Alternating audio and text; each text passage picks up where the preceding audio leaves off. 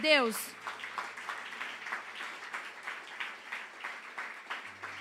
Abra comigo a sua Bíblia lá em Atos, capítulo 20. Atos 20.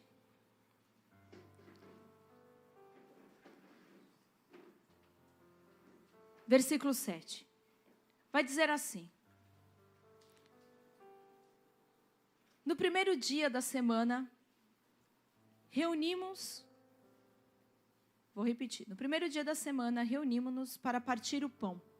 E Paulo falou ao povo.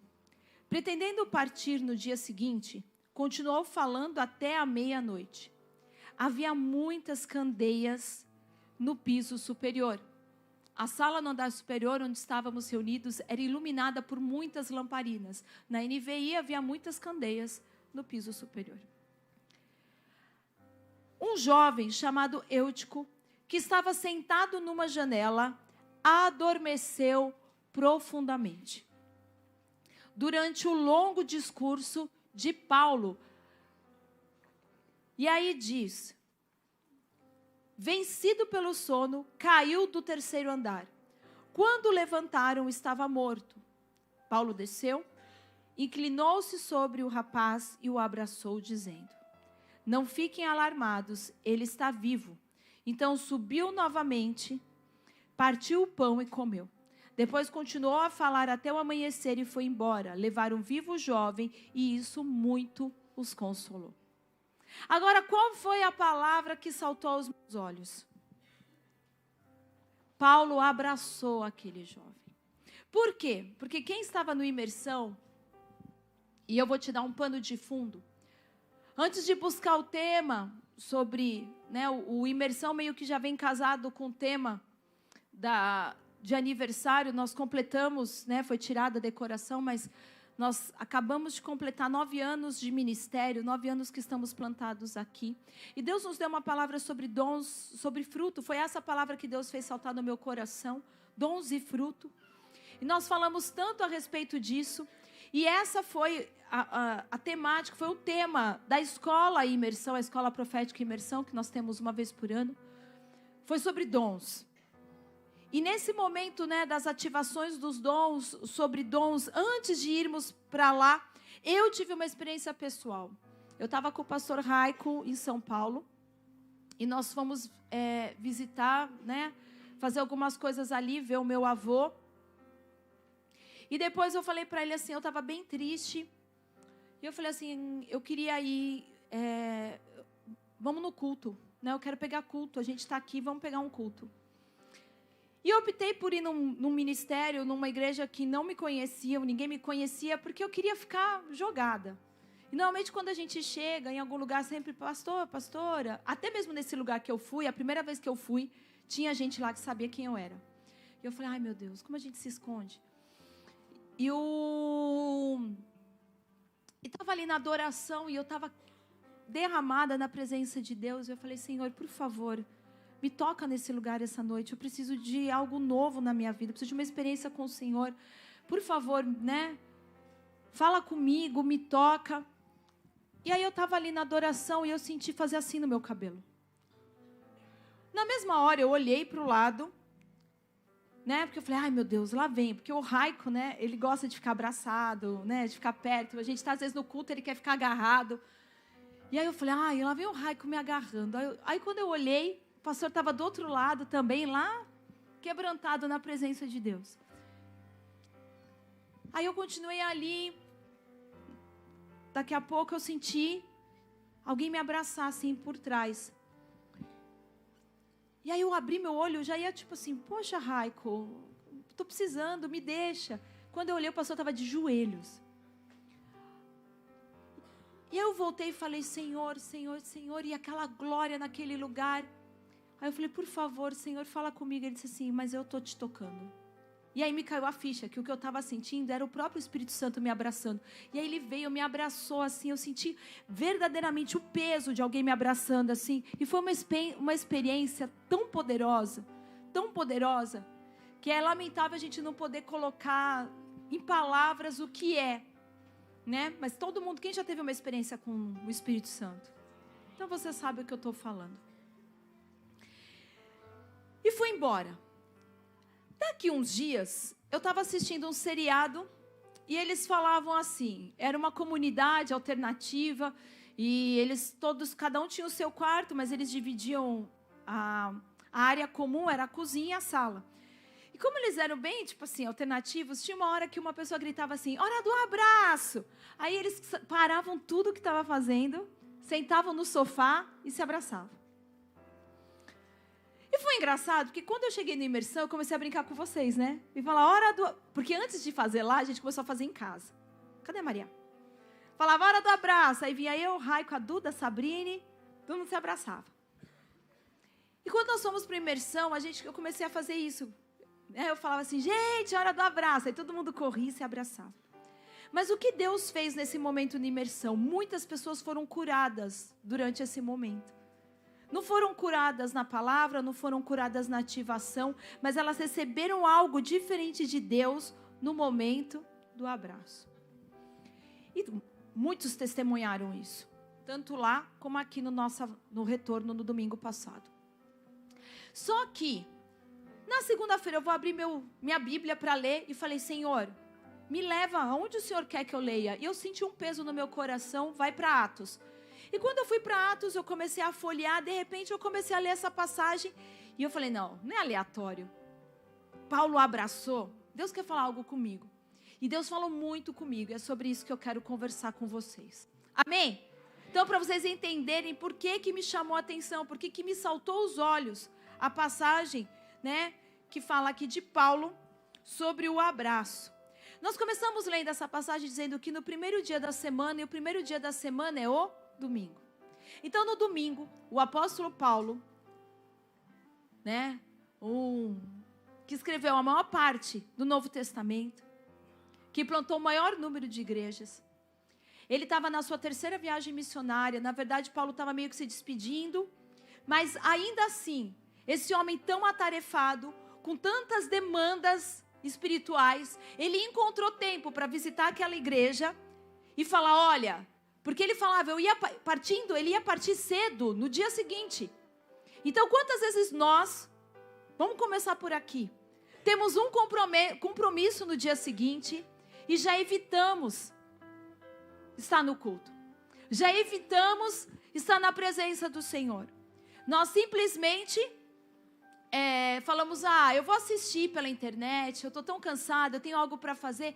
E eu olho para a vida do apóstolo Paulo, e ele é uma inspiração na minha vida de mais alguém. E ele podendo dar qualquer desculpa e dizer, não, eu vou dormir cedo, porque amanhã eu vou viajar. E a viagem não era num cruzeiro.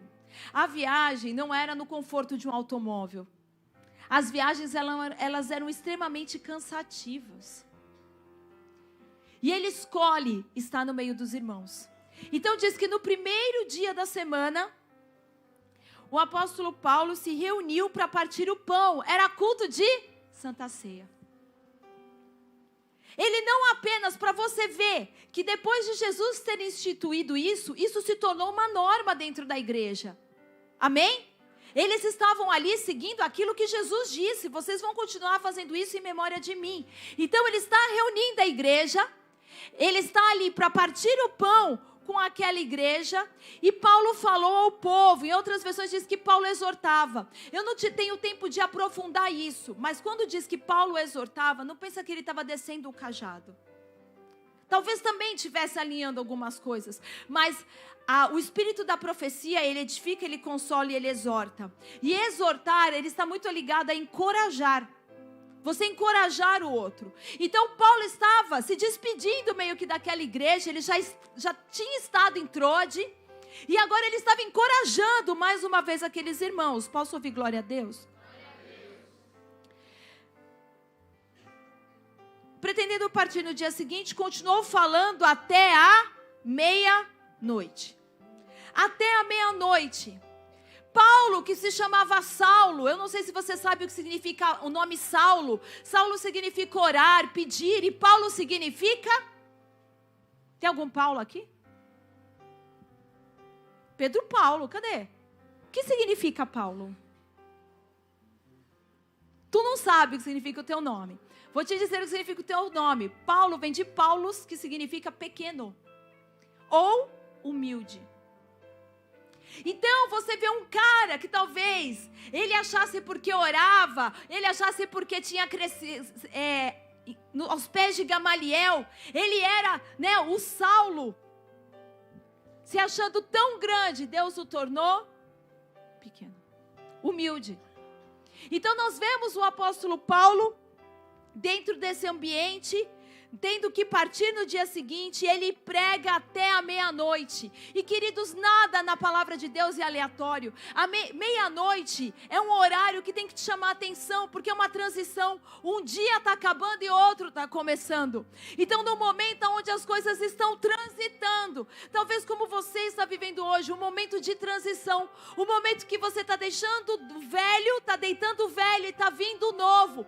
Um momento de confusão, um momento de incerteza,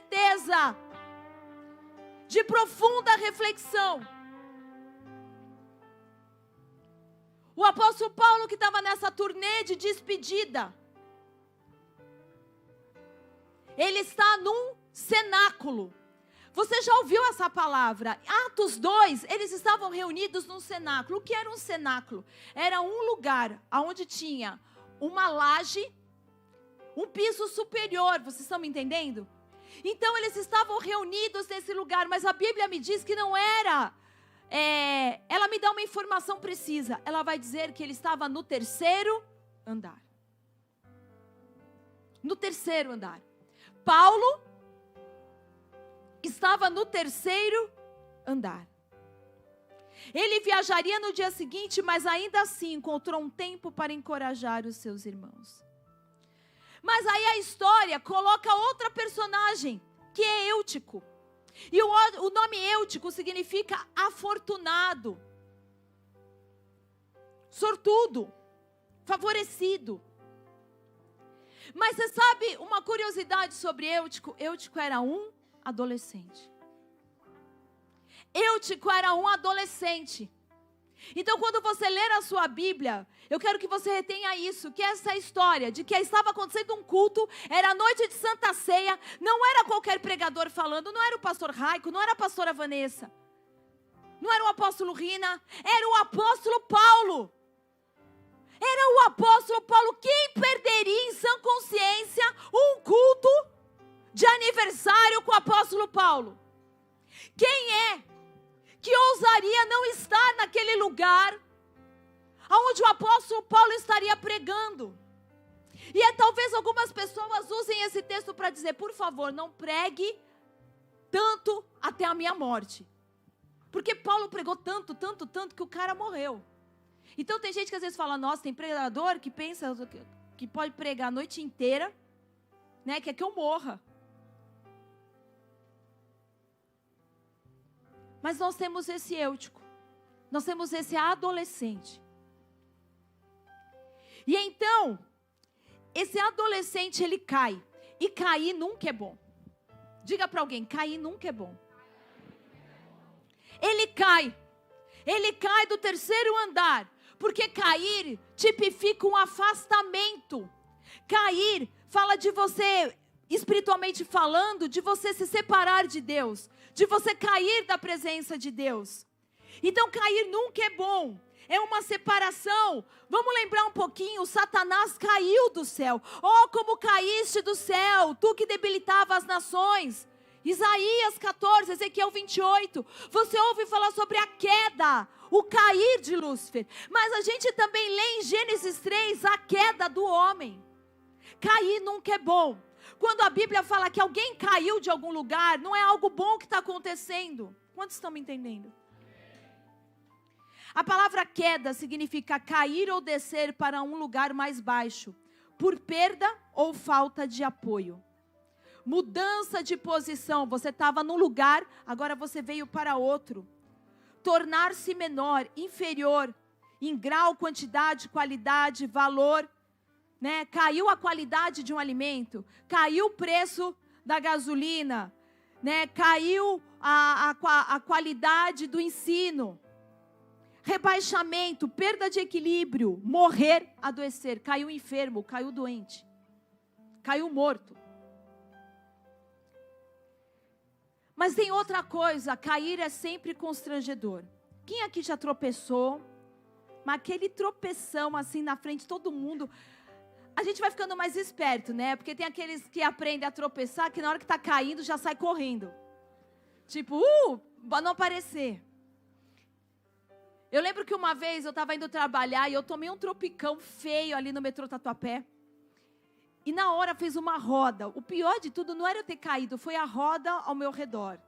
Eu fiquei com a cabeça baixa e eu ria, porque eu estava morrendo de vergonha. E eu falei assim, Deus, mas eu não quero mais me levantar daqui nunca mais.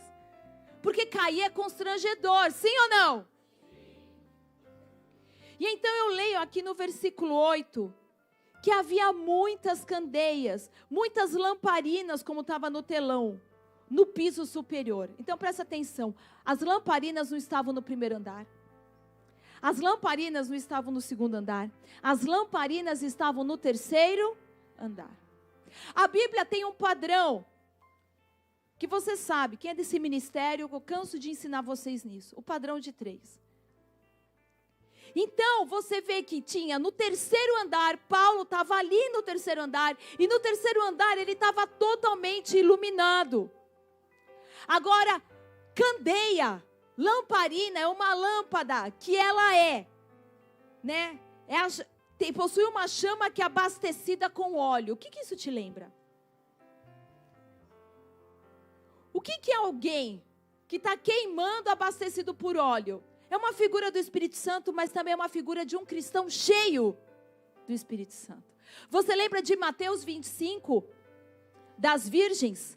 Elas tinham lamparinas que tinham que estar cheias do óleo. E você sabe, fala de uma igreja que tinha que estar cheia da presença de Deus.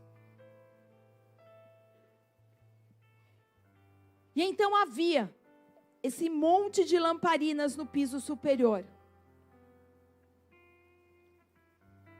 Meia-noite, nesse tempo de transição, o mesmo horário que Deus visitou o Egito, o mesmo horário que Ruth visitou Boaz, que Paulo e Silas cantaram e os grilhões, as prisões foram abertas, que as virgens, diz meia-noite, ouviu-se um grito e as virgens sabiam que o noivo estava voltando. Meia-noite não é qualquer hora, não. Meia-noite é um tempo muito oportuno. E eu quero que você perceba que coisas boas estavam vindo em horas escuras, enquanto você dorme. Às vezes a gente perde isso. Aquele jovem, aquele adolescente, ele dormiu numa hora onde coisas boas, a volta do noivo é algo bom, sim ou não? Mas eu estava dormindo. Você recebeu um livramento da parte de Deus, como para quem estava em Cristo, para quem tinha o sangue nos umbrais, o espírito do anjo da morte passou à meia-noite, mas quem tinha a marca de Cristo ficou vivo. Isso é algo bom ou ruim? Meia-noite não é uma hora qualquer. Eutico era um menino, um adolescente que estava sentado numa janela no terceiro andar, enquanto ouvia um sermão muito longo do apóstolo Paulo. Só que há muito mais do que um adolescente caindo da janela e morrendo. Como tantas e tantas histórias da Bíblia, há 4 níveis de camadas, tá? Quando você pega uma história da Bíblia, existe um primeiro nível chamado Peshat. E essa, mas não é Peshat de Páscoa não, tá? Deixa eu ver se eu estou falando certo. É Peshat. Que é o quê? É literal. Você lê essa passagem e está escrito ali, um menino caiu da janela. O que significa? O menino caiu da janela. Mas existe uma outra, mais um nível de profundidade, que é remês. É um significado mais profundo. Então você pode imaginar, o que é alguém cair da janela? Vocês estão me entendendo? Só que aí você aprofunda um pouco mais. Existe um outro nível na palavra de Deus, que é como a Midrash, quando você lê, que é Derash, que é o sermão. Todo sermão é feito aqui. Você pega vários versículos que parecem que não tem conexão alguma e você começa a costurar isso junto. Mas existe um quarto nível chamado Sod. E essa é a revelação profética. É quando você vê o 666, quando você vê a figura da besta no Apocalipse, a mulher no Apocalipse. Vocês estão me entendendo? Então, se eu ficasse num nível raso, de olhar para essa palavra, não que qualquer nível que você penetre, adultere a palavra, isso não pode acontecer. Mas talvez você fique no literal, o menino caiu da janela. Mas eu creio que não é isso que Deus quer que você descubra nessa noite. Porque a história de Eutico é uma história para nós do século 21. É um alerta sobre o perigo de adormecer na igreja. É um alerta sobre uma geração que se coloca no lugar errado, cai e morre. Vocês estão me entendendo? Dá glória a Deus. Paulo é o apóstolo que mais plantou igreja, que mais pregou sobre a graça, que mais fez viagens missionárias. Paulo é o único que esteve no terceiro céu. E está pregando para uma igreja do terceiro andar. Quem está me entendendo? Eu estou indo com você no nível SOD, de pregação. Só alguém que foi ao terceiro céu tem uma palavra, prega desse lugar para uma igreja. A igreja estava recebendo coisas muito densas da parte de Deus. Eles não estavam ali no átrio, eles estavam ali no Santo dos Santos, o terceiro andar. Vocês estão comigo? Era uma igreja que estava imersa na glória de Deus. A palavra diz para mim, havia muitas luzes ali. Havia muito fogo ali. Havia muitas candeias, como você quando voltou do imersão. Volta tão cheio. A reunião, se você pegar para assistir o culto do domingo passado, você vê uma igreja no terceiro andar, cheia de lamparinas acesas. Então eu vejo o apóstolo Paulo, porque não poderia ser outro. Você só pode levar alguém no lugar que você já foi. Só alguém que esteve no terceiro céu pode pregar nesse lugar espiritual e mostrar e revelar e trazer revelação. O que é revelação? É pegar algo que estava escondido, mas agora vem a luz. Não é mais oculto.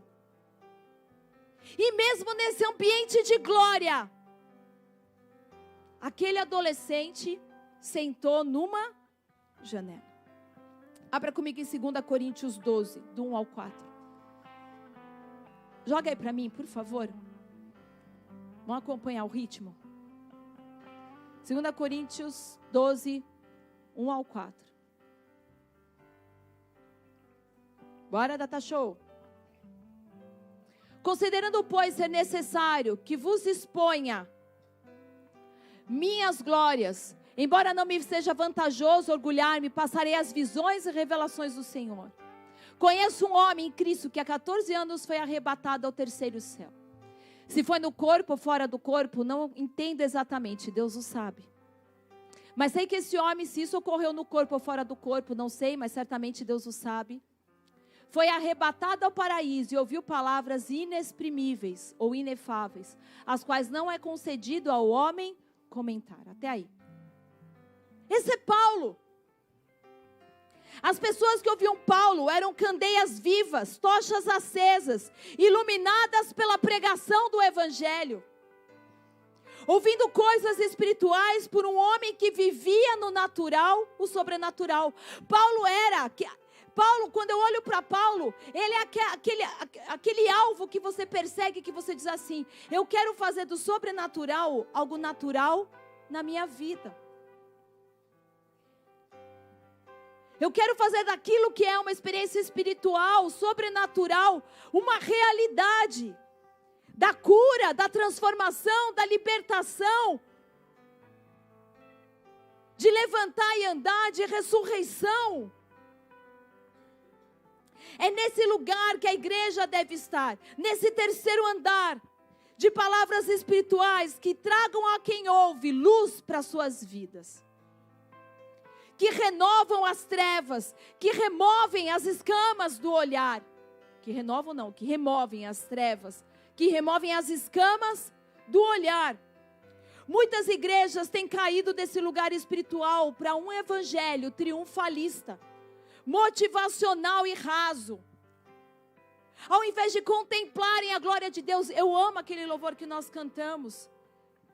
Há criaturas ao redor do trono. Porque você está lendo, declarando Apocalipse. Tem pessoas que pensam que Jesus é um cordeirinho. Ele morreu como um cordeiro, mas quando você lê sobre quem é Jesus, diz que os seus olhos são tochas de fogo, que os seus pés são latão reluzente. Ele não é algo simples, pequeno, comum, é um Deus extraordinário. Quando nós cantamos sobre a realidade do céu, a igreja de verdade não é aquela igreja motivacional que eu pego a minha Bíblia, sento, choro e falo: ah, mas Deus quer que você seja esse cara, e olha, é tudo por você. Não, é uma igreja que está no terceiro céu, e onde vê coisas inefáveis, inexprimíveis, que olha a glória de Deus e reconhece, pobre pecador que eu sou. É um lugar muito diferente. Sabe por quê? Porque o primeiro lugar é o lugar da ovelha. O primeiro lugar é das pessoas que só querem a sua necessidade satisfeita. Igreja não foi feita para ficar no primeiro lugar. O primeiro andar faz parte da igreja. Mas Deus não quer que você fique ali. Deus quer que você suba ao terceiro andar. Vocês estão me entendendo? Para de perseguir a bênção. Persegue aquele que é galardoador dos que o buscam. Para de perseguir o dom. Porque o maior presente não são os dons, é o próprio Espírito Santo. Persiga o Espírito Santo e você vai ver os dons fluindo na tua vida. Porque a gente pode cometer o deslize de perseguir as mãos ao invés da face.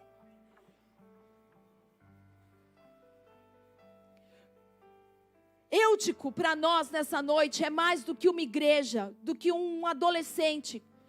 Eutico é uma geração à margem da pregação do Evangelho. Eutico, para mim e para você nesse lugar essa noite, é uma geração que estava na periferia do Evangelho, que estava na margem do Evangelho. Para os hebreus, o número 3 na Bíblia fala de conexão. Lembra que vai dizer que o cordão de 3 dobras não se quebra facilmente. Para um judeu, o terceiro valor media, reconcilia e reconecta os dois. O número 3 representa algo novo, mas não desconectado.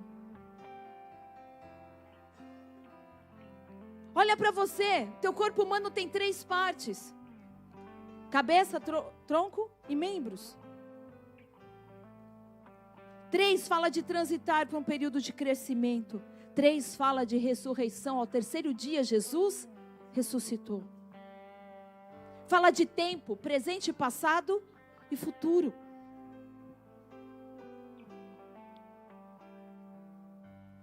E agora presta atenção, o teu corpo está sempre no presente, no agora. A tua alma está sempre no passado. Por isso que as doenças da alma, normalmente depressão, porque a tua alma ela tem sempre no passado. E o teu espírito, ele está na revelação, ele está sempre no futuro. Vocês estão me entendendo? Eutico caiu do terceiro andar, enquanto Paulo pregava do terceiro céu. Porque o meu espírito pode estar numa dimensão muito diferente. Paulo era um homem que conseguia ficar na presença do Senhor. Então Eutico caiu do terceiro andar, enquanto Paulo pregava do terceiro céu, de um lugar de intimidade em Deus. Profunda intimidade. A palavra cair no grego é pepto ou epipesis. E é a mesma palavra usada em Atos 10, 44, quando o Espírito Santo cai pela primeira vez sobre os gentios. Só nessas 2 vezes você vai ver essa palavra. Quando Eutico cai, ele caiu de um lugar espiritual para um lugar natural.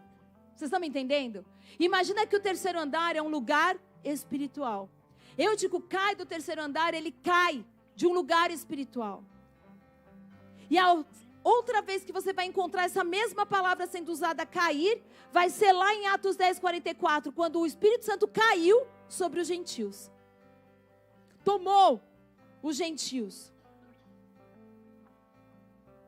Através da vida de Eutico, o Espírito Santo está nos mostrando a geração de hoje. A geração Z e a geração Alfa. A última geração antes da volta de Jesus. Paulo era o pregador certo para aquela geração. Porque só quem teve os seus olhos abertos após a queda poderia abrir os olhos espirituais de uma geração que estava caindo. Lembra comigo que Paulo também caiu do cavalo. E ele teve os seus olhos abertos. Lembra, você só pode levar alguém a um lugar que você já foi. Paulo era o cara certo para pregar para aqueles adolescentes. Porque Paulo sabia o que era cair. Mas ele sabia o que era ter os olhos abertos. E ele estava falando para uma geração, entendendo que havia uma geração dentro da igreja que estava caindo também. Que estava num lugar muito perigoso. Que lugar é esse, pastora? Que geração é essa? A geração da janela. E como Deus me ministrou a respeito da geração da janela.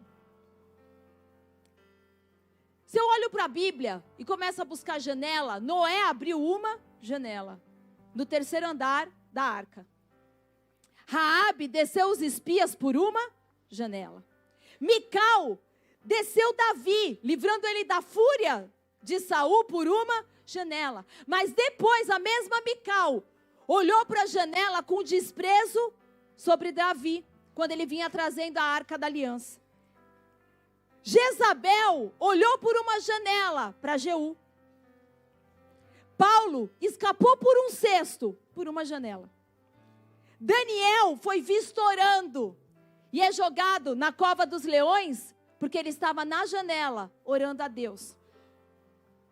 Janela é uma abertura na parede de uma casa. E qual é o objetivo de uma janela? Permitir que a iluminação, que a luz de fora entre, permitir que o ar passe.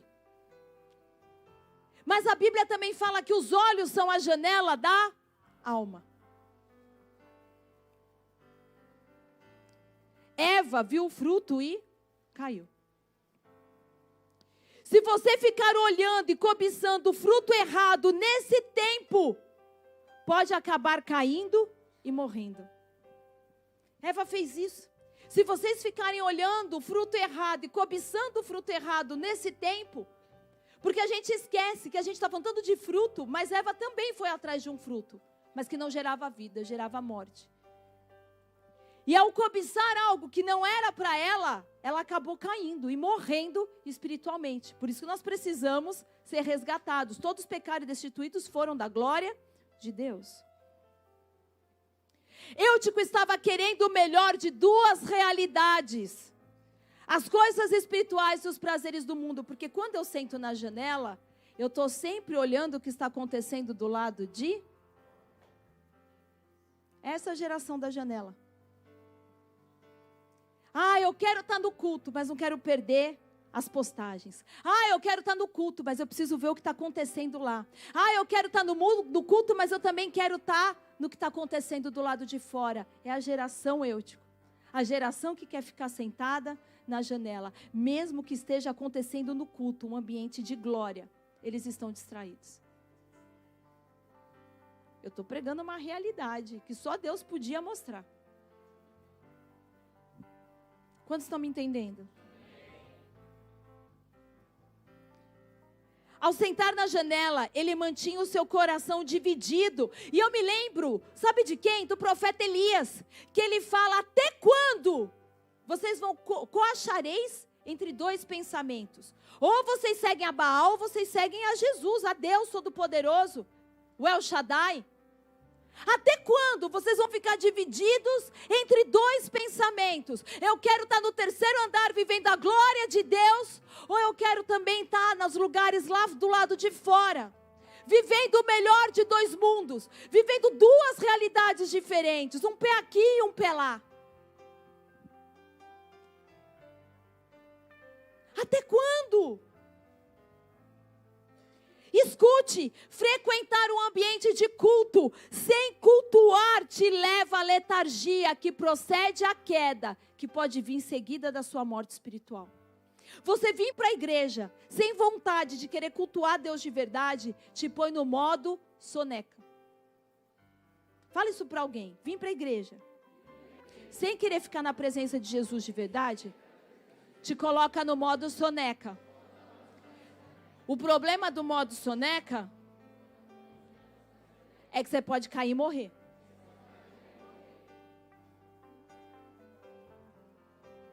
Distração leva à sonolência. Quando a gente prega e a igreja começa a dormir, é porque está distraída. Porque quando você está focado, você não dorme. Vou falar de novo, hein? Que isso foi... Distração te leva à sonolência. Quem está focado não dorme. Agora, quer saber outra coisa? O pior de cair é que quando você cai, você nunca cai para dentro. Isso é só gíria de malandro, cai para dentro. É para brigar. Pode cair para dentro. Porque a verdade é que talvez você caia, você vai cair para...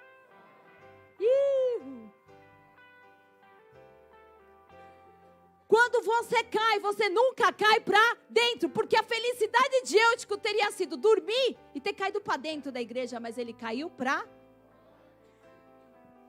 Não olha para ninguém agora. Só fala assim, se cair, é sempre para fora. Mas não olha para ninguém.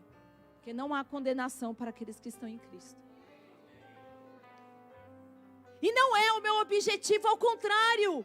Quando o Senhor colocou esse peso e falava muito comigo da geração dos adolescentes, eu entendi a importância, porque o ano passado, a palavra profética que o Senhor fez cair no meu coração foi intergeracional.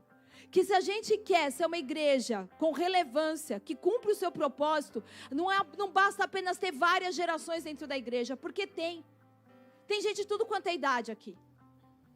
Nós precisamos estar conectados, e Eutico estava desconectado da sua igreja. Está na janela, está desconectado. Como olhamos e para onde olhamos é o que influenciará as nossas decisões. Você ficar na janela, fala que a tua visão está errada, porque olhar é sempre visão. Quando não há foco, há frustração. Imagina quanta gente está frustrada hoje. Por quê? Porque não tem foco, quer fazer tudo ao mesmo tempo. Gente, esse é o nosso dilema. As pessoas todas têm boas ideias, têm novos projetos, mas querem fazer tudo ao mesmo tempo. Quer ser bom em tudo quanto é coisa. Não tem um foco. O Steve Jobs se tornou a potência que ele é, porque ele focou em fazer o iPhone, acabou. Agora imagina ele querendo abrir um negócio hoje, outro amanhã, uma outra startup aqui. Não dá, você nunca vai chegar a lugar nenhum.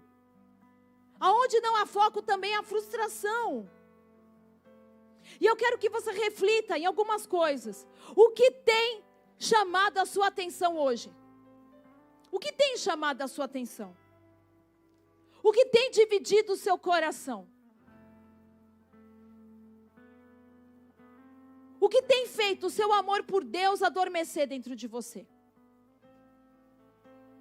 Quais são as coisas? Quais são as prioridades?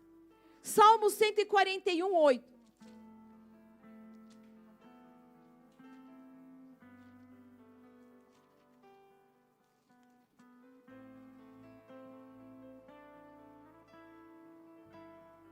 Mas os meus olhos estão fixos em ti, ó soberano Senhor. Os teus olhos têm que estar fixos no Senhor Jesus. Os meus olhos estão fixos no Senhor. Eutico foi para o culto. Talvez forçado, talvez obrigado, talvez injuriado. Eu não sei. Eutico foi para o culto. Mas no culto ele sentou no lugar errado, a turma do fundão. A turma da janela. Porque Eutico não sentou na frente. Eutico não sentou no meio da igreja. Ele começou a se colocar na periferia.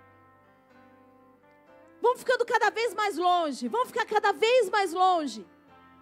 É a mesma coisa na escola. Quem é que senta no fundão? Os bons alunos? Não, os que querem bagunçar.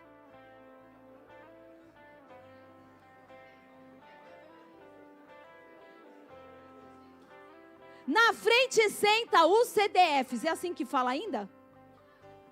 Não é mais CDF, é os crânio. É o quê? Os nerd. Quem gosta de estudar, sentar na frente.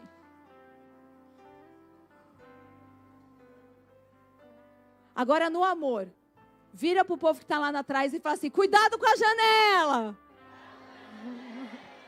Vai lá, vai lá, vai lá, vai lá, vai lá. Profetiza, vai assim, ó, fala para eles que estão lá no fundo: cuidado com a janela. Ó, vocês só não estão ouvindo isso porque hoje eu fiz vocês sentarem aqui, viu? Mas nós vamos perguntar para eles. Toda a igreja agora fala para eles: cuidado com a janela.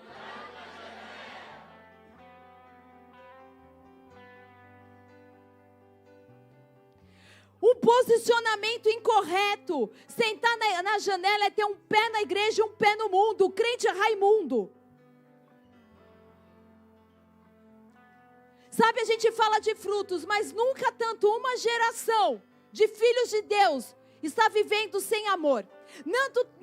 Nunca tanto uma geração de filhos de Deus tem vivido sem alegria, sem paz, sem bondade, sem longanimidade, sem fé, sem mansidão, sem domínio próprio, sem fruto algum. Por quê? Por que uma geração toda tem vivido sem amor? Por que uma geração toda está sem paz? Por que uma geração toda está sem fidelidade, sem bondade, sem domínio próprio? Por causa da janela. Porque não dá para você querer as coisas de Deus e as coisas desse mundo. Você nunca vai produzir frutos se a tua raiz não estiver num lugar só. Você já viu alguém querer ser plantado na igreja e no mundo? Que fruto essa pessoa dá? Eu te falo qual: o bem e o... Eita, glória, você foi poderoso. Por favor, faça um vídeo. O fruto que você dá com um pé na igreja e um pé no mundo é o mesmo da árvore do conhecimento do bem e do mal. Você acha que você pode... Porque o que Satanás queria fazer? Coexistir as duas coisas. Ele entendeu, Deus faz separação entre o bem e o mal, entre luz e trevas, entre puro e impuro. Mas Satanás diz assim: dá para ficar tudo junto. Quando eu acho que dá para ficar tudo junto, o fruto que vai sair daí nunca é bom. Vou falar que nem o profeta Amaro. Faz o tímpano deles estourar. Brincadeira, Deus, não há condenação. Que eles se convertam e venham para cá. Mas era o profeta Amaro falava: eu faço uma oração simples. Deus, que essa pessoa aí que está com essa... Jesus amado. Fica aqui comigo, não liga para a janela. Eutico não conseguia ter foco, pois estava posicionado num lugar de distração. Como que eu vou focar naquilo que é de Deus se eu estou sentada num lugar de distração? Se eu estou escolhendo me posicionar num lugar de distração. Estamos vivendo a maior geração sentada na janela desde a igreja de Atos. Desde o batismo do fogo do Espírito Santo caindo, esse tempo é o tempo onde nós estamos vivendo a maior geração sentada na janela.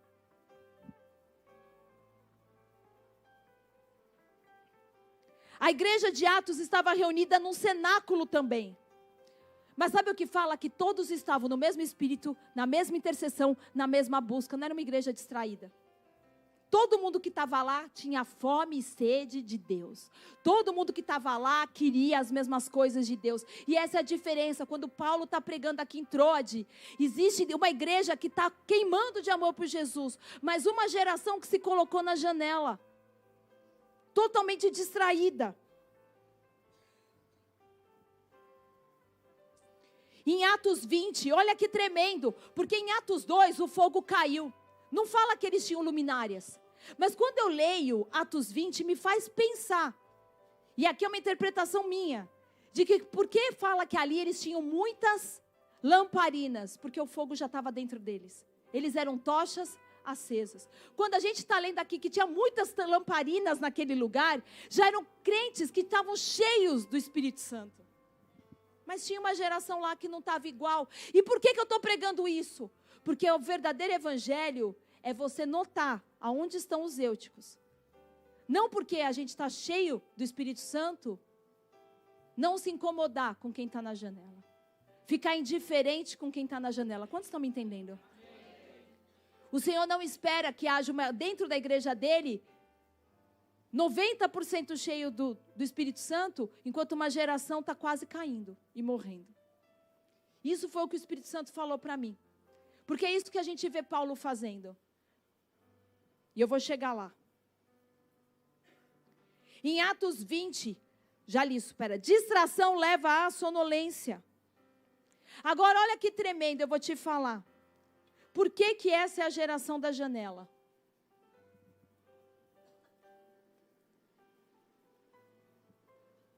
Qual é a diferença de quem nasceu da geração Z? Para os baby boomers, para a geração Y? Qual é? Os millennials? Eles são nativos digitais. Eles nasceram, eles não sabem o que é uma vida sem tecnologia. Vocês estão me entendendo? Como se chama o maior programa que roda nos nossos computadores? Windows em inglês significa o quê? Qual é a geração que está na janela? É a geração que está no celular.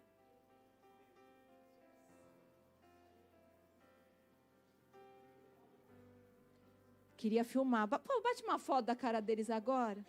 Pega assim a cara de terror deles. E eles estão fazendo upgrade, Windows 10, Windows 11, Windows 12. É uma geração que está sentada numa janela. E essa janela que agora eles carregam no bolso, está sempre distraindo eles do propósito de Deus. A geração Windows.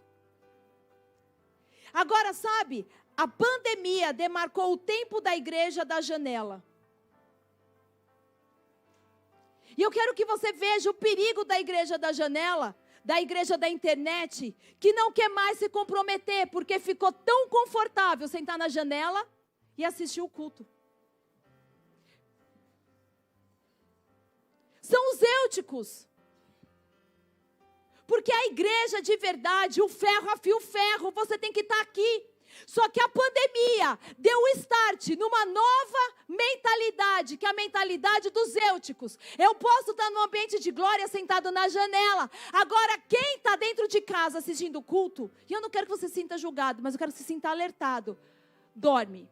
Porque você está na sua cama, quentinho, distraído, é um que quer uma coisa, aí você vai fazer uma comida, você está com fome, você não espera o culto terminar, você vai na cozinha, pega, você está sempre distraído. Mas qual é o perigo de você estar sentado na janela? Para quem está hoje assistindo o culto pela internet, é que se você morrer, não tem ninguém perto para ressuscitar. Porque se você cair aqui, nós estamos vendo, está aqui, estamos juntos. Mas quem está do outro lado da tela, na janela assistindo, cara, se você cair, quem é que vai parar o culto para te ressuscitar?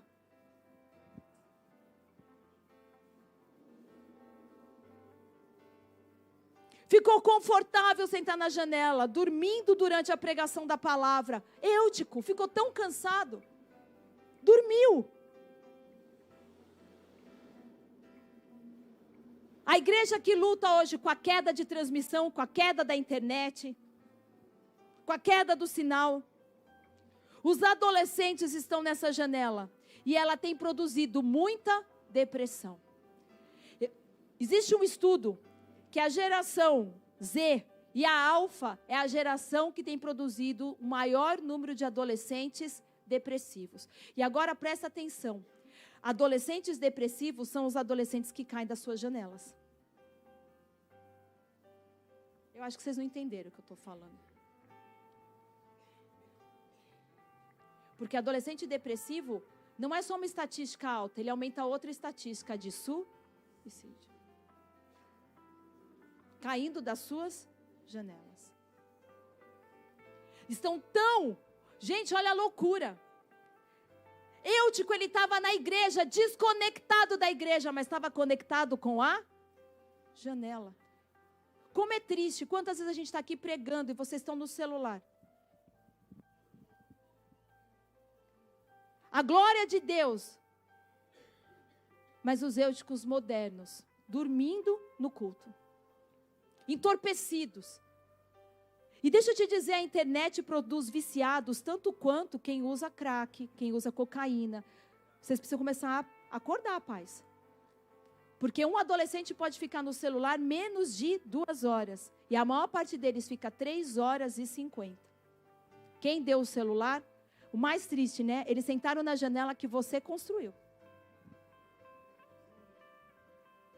Na janela que vocês colocaram. E agora as pessoas vêm para o culto para sentar na janela no culto.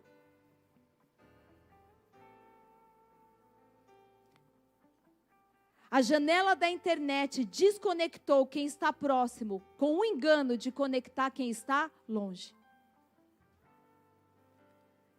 Você sabe que as relações pessoais estão mudando. E os psicólogos dizem que vocês fazem parte da geração que não vai saber o que é falar cara a cara com ninguém. Porque para conversar com quem está do lado, vocês falam pelo WhatsApp. Eles vão desconhecer o que é olhar nos olhos, o que é falar olhando um para o outro. Não tem mais essa referência. Se nós, como pais, mães bíblicos, que não negociam valores, trouxermos a realidade.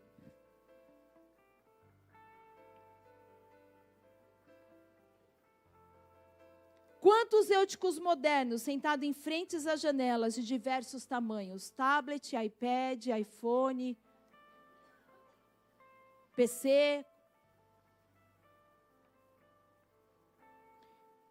E o meu alerta para nós como igreja é que a gente está entrando na madrugada. A gente está chegando nesse horário da meia-noite. E que se não despertar, vão cair. Se não despertar, você não vai escutar o noivo voltando. Se não despertar, você vai estar no meio da presença de Deus, mas sem viver o propósito. Janela pode te levar para longe do propósito de Deus. Fala isso para alguém. A janela pode te levar para longe do propósito de Deus. Sabe por quê? Porque janela não foi feita para sentar. Você não tem que ficar na janela, você tem que ficar no centro da vontade de Deus.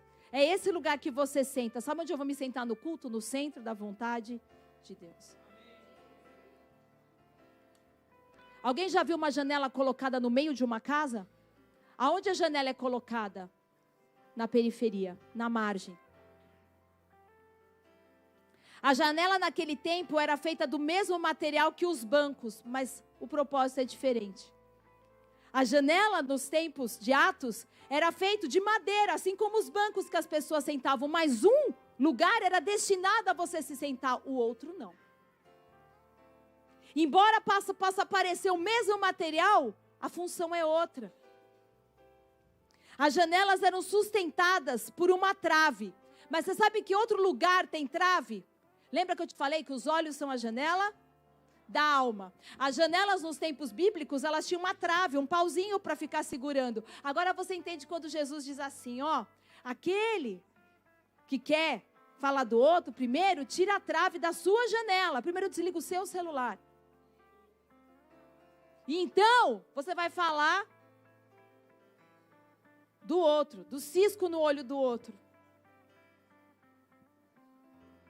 Enquanto você ficar distraído olhando para o lado de fora, você nunca verá o que Deus está fazendo do lado de dentro. Olha que triste. Enquanto você estiver distraído com o que está acontecendo do lado de fora, você nunca vai dar valor ao que Deus está fazendo do lado de dentro.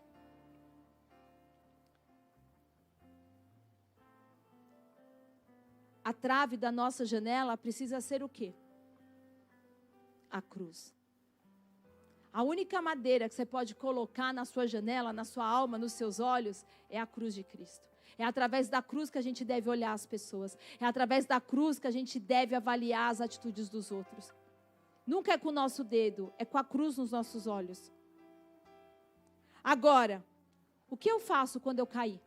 O que fazemos quando caímos? Paulo, o apóstolo que mais escreveu e mais recebeu de Deus revelação sobre a graça, é o que está pregando naquela noite. O cara que transitou da religião para o relacionamento, que sabia o que era cair de um lugar e se ver em trevas. Paulo que sabia o que era estar morto espiritualmente. O apóstolo Paulo era a sua própria mensagem. 3 dias ele ficou cego. 3 dias morto. Eutico estava num lugar repleto de luz e sal. Porque a igreja é luz do mundo e sal da terra. Mas ele foi do 3º andar para o chão frio. Agora, como é que a graça traz vida para quem está morto? Porque esse é o objetivo. É aqui que nós temos que parar, olhar para o apóstolo Paulo. Irmão, pode até ser aborrecido me escutar, mas com certeza não tinha nada de aborrecido escutar o apóstolo Paulo pregando. Mas isso traz até um consolo para mim e para tantos outros pregadores dessa casa. Se dormiram com o apóstolo Paulo, se dormiram com o apóstolo Paulo,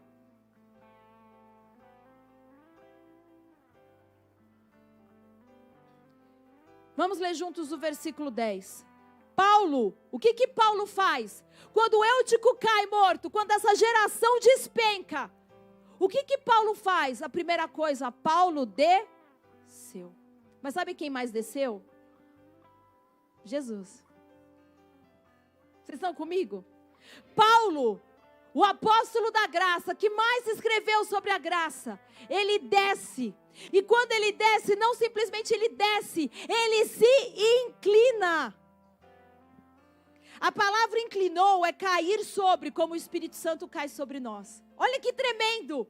Quando alguém morre espiritualmente, você vai até essa pessoa. Você sai da sua posição super espiritual. Por mais abençoado que o culto esteja, se tem uma geração que está morrendo, nós temos que parar a pregação. Porque Paulo parou a pregação. Paulo deu importância para uma geração que estava caindo da janela. E nós precisamos dar importância para uma geração que está desconectada, caindo das janelas. E então ele desce, mas não só isso, ele se inclina, porque quando você está na presença de Deus, você pode dar a presença de Deus. Então quando ele tem um encontro com essa geração, não é um simples homem, é um homem que estava no 3º andar, era uma igreja que estava no 3º andar. Porque você não vai ressuscitar uma geração morta se você estiver no mesmo nível. Não há como ressuscitar o morto se você estiver morto também. Para ressuscitar gerações mortas, uma geração tem que estar viva. Toca alguém do teu lado e fala: é você essa pessoa.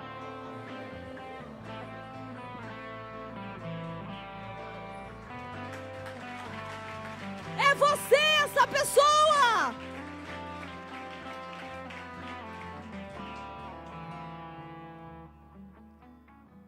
Sabe aonde mais você vai encontrar essa palavra inclinou-se no grego?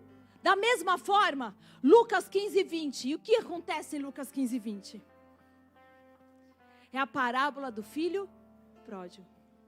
Quando o pai vê o filho voltando, ele se inclina e abraça aquele filho. Sabe o que Paulo fez? Eu amo Malaquias, eu já expliquei para muitas pessoas. Existe uma chave em Malaquias. Só na matemática você pode dizer que a ordem dos fatores não altera o produto. Porque na Bíblia altera. Deus diz que primeiro o coração dos pais se convertem aos filhos. Você nunca vai trazer o coração do seu filho até você se o seu primeiro não for até ele. Porque depois o coração dos filhos se voltam ao pai. Quando o filho apareceu, o pai correu para ele. O pai correu para ele. Quando Eutico caiu, o apóstolo Paulo, apóstolo significa apostelo, apostelo significa enviado. Ele era a própria mensagem naquela noite. Ele estava falando para a igreja: pera aqui, eu quero levar vocês a um lugar, uma dimensão no espírito, onde a igreja foi chamada para andar. Sinais, prodígios, maravilhas, a presença tangível de Deus. Porque se vocês estiverem assim, ainda que haja uma geração na janela, elas vão voltar queimando.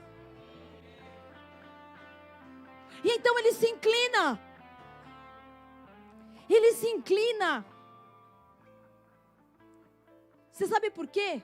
Lembra que eu te falei que Paulo foi o cara que mais escreveu sobre a graça? Quando ele se inclinou, ele não falou: caramba, hein, Eutico, dormiu? Tinha mais o que fazer, não? O que veio com o celular no bolso? Paulo não fez isso. Paulo desceu, Paulo se inclinou e Paulo abraçou aquela geração. Paulo abraçou Eutico. Paulo não ficou condenando. Ah, esses adolescentes não querem nada com nada. Ah, essa pessoa aqui não quer saber de Deus. Ah, porque Eutico não é só um adolescente. Deus me deu um peso pelos adolescentes, porque na Bíblia Eutico, ele é um adolescente, amém? E faz todo sentido, porque eles são a geração da janela. Eles são a geração Windows, eles são a geração da internet. Mas tem tanta gente viciada ou mais do que eles. Tem tanta gente distraído ou mais do que eles. Tem muito marido sentado na janela da pornografia. Vocês estão me entendendo? Tem muita mulher sentada na janela da Shopee.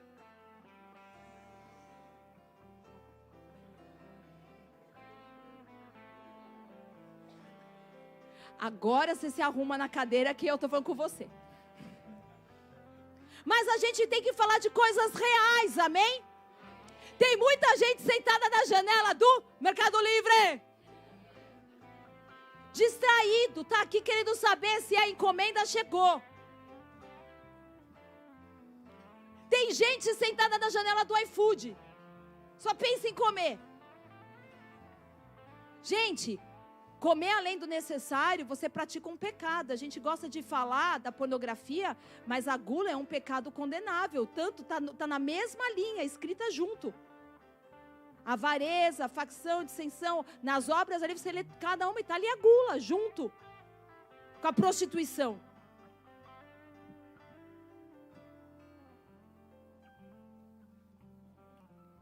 Paulo abraçou. E aquele abraço trouxe ressurreição. Sabe por quê? 1 Timóteo 1,5.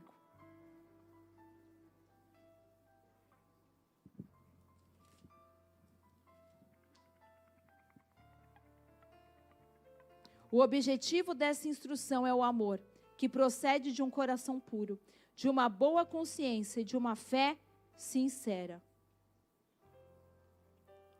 1 Pedro 4,8.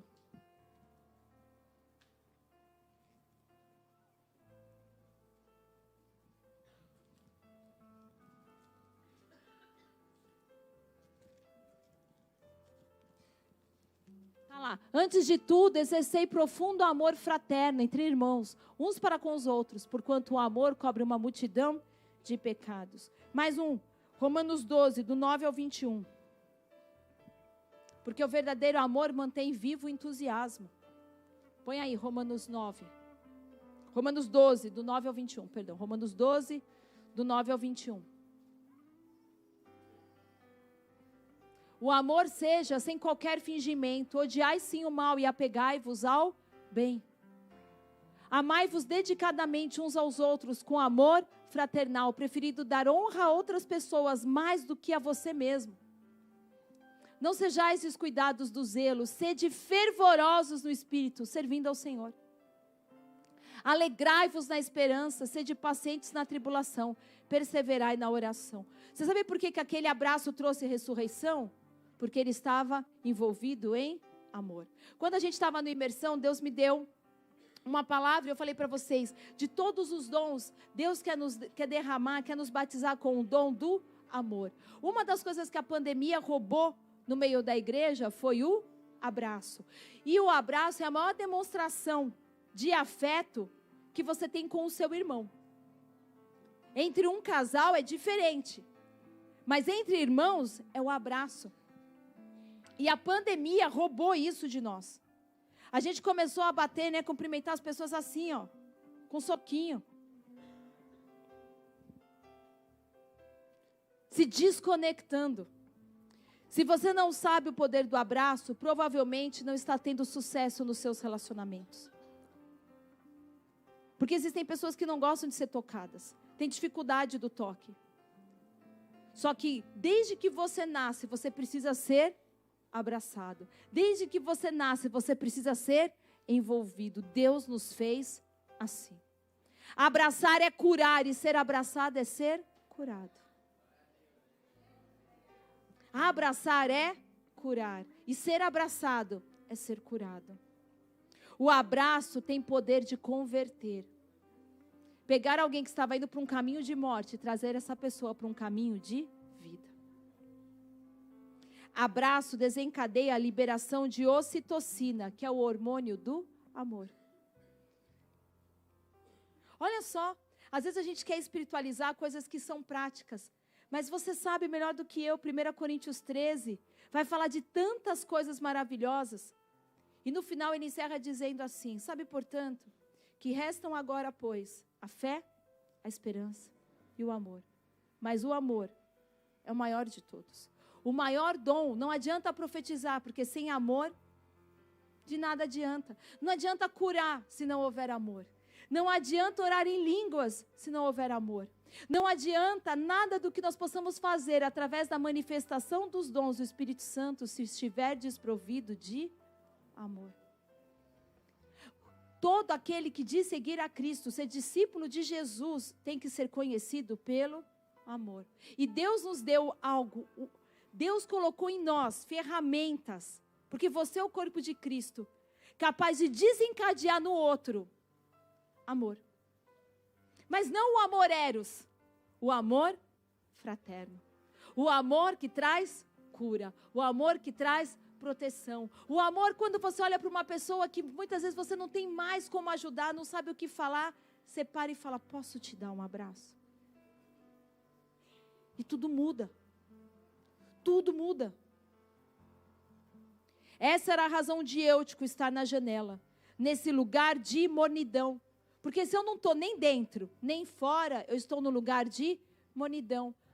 Quando nós lemos em Apocalipse que quem é morno vai ser vomitado, é a mesma coisa que cair da janela. Você nunca vai cair para dentro, você vai cair para fora. Ser vomitado é colocar algo que estava do lado de dentro. Janela é um lugar de mornidão espiritual. Quanta revelação. Abraçar traz regulação emocional, reduz o estresse, melhora a imunidade, aumenta o vínculo, melhora a saúde. O abraço é a menor distância entre dois corações. Olha que lindo. O abraço é a menor distância entre dois corações. Um abraço pode estar escondendo um milagre. O abraço de Paulo tinha um milagre junto. Olha que tremendo. Às vezes um abraço que você vai dar para alguém pode ter um milagre escondido dentro de um abraço. Eutico foi reconectado, porque a janela te desconecta, mas o abraço te reconecta. E então nós terminamos lendo que Paulo volta, vai pregar até o dia amanhecer, ó, avivamento. Vocês estão me entendendo? Quando passa esse momento tão decisivo, mas agora Eutico não fica para trás, Eutico não fica na janela, Eutico está inserido, Eutico está reconectado, Eutico está ali na mesa no partir do pão, Eutico está ali ajudando. Talvez se nós não colocássemos os adolescentes para escanteio, eles não precisassem ficar na janela. Por isso que nós temos tanto trabalhado com vocês. Por isso que a gente pega vocês no domingo e põe vocês para abrir culto. Por isso que a gente pega vocês e põe vocês para ler palavra de dízimo. Por isso que a gente pensa em ter um lugar maravilhoso, para que vocês não precisem pensar que vai para a margem. Porque a gente pode achar que Eutico quis ir para a janela, mas de repente a igreja deu a janela para ele sentar. De repente somos nós tão ocupados e vamos, não, esse lugar está ocupado. Não venha me perturbar. Eu não quero cuidar. Eu não quero servir. Eu não quero liderar adolescente. Põe na janela. Por que não pôr na janela? Por que não pôr as crianças do ministério infantil na janela? Não é isso que a gente faz? A gente vem para o culto e dá uma janela para eles? Ah, Jesus, eu espero que alguém esteja escutando. Porque é muito fácil deduzir que o Eutico foi sozinho para a janela, mas muitas vezes nós somos os pais dos Euticos, dando janelinhas para eles para poder ver o culto em paz. Tem pai até catando o celular agora rápido.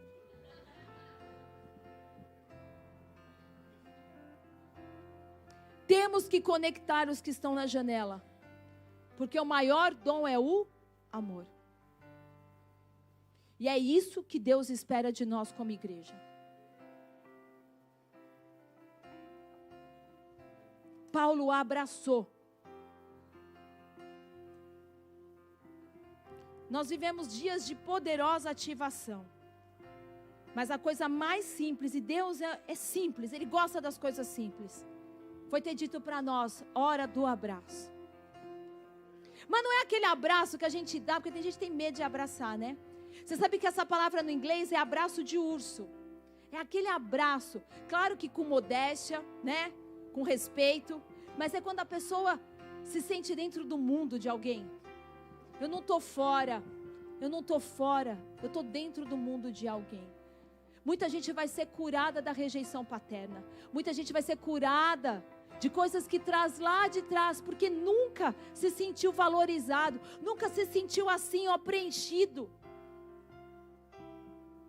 Às vezes a gente fala, Deus, eu quero ter o dom de cura, e Deus fala, cara, você pode fazer muito mais do que aquela pessoa que tem o dom de cura, saindo abraçando as pessoas, pegando gente e falando assim, ó, vem aqui. Talvez hoje você vai sentir como eu naquele culto, o abraço do próprio Deus. O abraço do próprio Deus. Vocês são a geração que eu quero abraçar. A geração que eu quero ver fora da margem. Você sabe que a maior parte dos discípulos de Jesus eram adolescentes. Vocês sabiam disso? Eram adolescentes. Ana, você imagina sendo discípula de Jesus de verdade? Por que o Senhor acreditou tanto em vocês e vocês tantas vezes não acreditam? Uma vez eu falei para a Duda assim, você sabe por que o mundo é tão atraente? Por que o mundo é tão atraente? Porque você não precisa provar que o bom é bom. Você só precisa atrair quando tem um engano nisso. Jesus não precisa ficar pondo um parque de diversões, um batistaca tocando aqui, e as coisas muito loucas para você se sentir atraído. Porque não há mentira nisso. Essa é a verdade. E a verdade, ela é a verdade. Ela não precisa ser florida. Mas se eu preciso tirar alguém de um lugar de segurança, eu preciso brilhar bastante. O mundo vai sempre brilhar mais que a igreja. Sempre. O mundo vai ser muito mais legal que a igreja. O mundo sempre vai ser mais atrativo. As músicas do mundo vão parecer sempre muito mais legais. Porque o objetivo deles é matar vocês.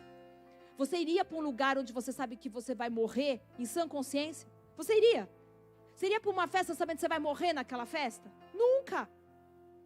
Por isso que tem que ser muito bom. Por isso que você tem que passar muito verniz. Por isso que você tem que jogar muita purpurina. Por isso que tem que ser tudo tão legal e parece tudo tão incrível. Porque ninguém em sã consciência escolhe um caminho de morte. Mas ao contrário, você olha para Jesus e Jesus está morto. E Jesus está ferido. E Jesus está rasgado. Porque relacionamentos ferem. Olha para quem está do teu lado e fala assim, meu relacionamento sempre machuca. Por que Jesus estava desfigurado na cruz? Porque Ele escolheu se relacionar com a gente. Olha o estado que a gente deixou Ele. Ele não ficou bonito, florido e cheiroso. Ele estava sujo, rasgado, flagelado, torturado, ferido. Como a gente sai de um relacionamento, de um casamento, de uma igreja? Muita gente sai assim da igreja, por incrível que pareça, sai. E ainda assim, Ele mesmo escolheu ficar com os braços abertos, né? Aquela postura, né, de eu vou abraçar o mundo com o meu amor. Os amigos do mundo vão parecer sempre que se lembram mais de você do que os amigos da igreja. É ou não é? Você fica sem vir na igreja um mês, ninguém dá a mínima. Mas a tua amiga da macumba te liga no dia seguinte. É assim. É assim. Você gosta da parábola do filho pródigo? Quem gosta? Estava rolando uma festa dentro de casa depois que o menino voltou. O menino fez um escarcéu, voltou. O pai deu uma festa para ele. Quem estava do lado de fora? Os crentes resmungão. Agora, o irmão pródigo, o filho pródigo com os amigos se divertindo lá, estava preocupado com o irmão mais velho do lado de fora? Quando está na presença de Deus, teus irmãos que estão na presença de Deus não estão percebendo. Foi um pai. Não foi os irmãos que pararam o culto. Foi um pai que parou o culto e falou, pera aí. E todo mundo falou assim, morreu. Ainda há vida nele. Ainda há vida em você. Ainda há vida dentro deles. Ainda há vida. Curva a tua cabeça, fecha os teus olhos.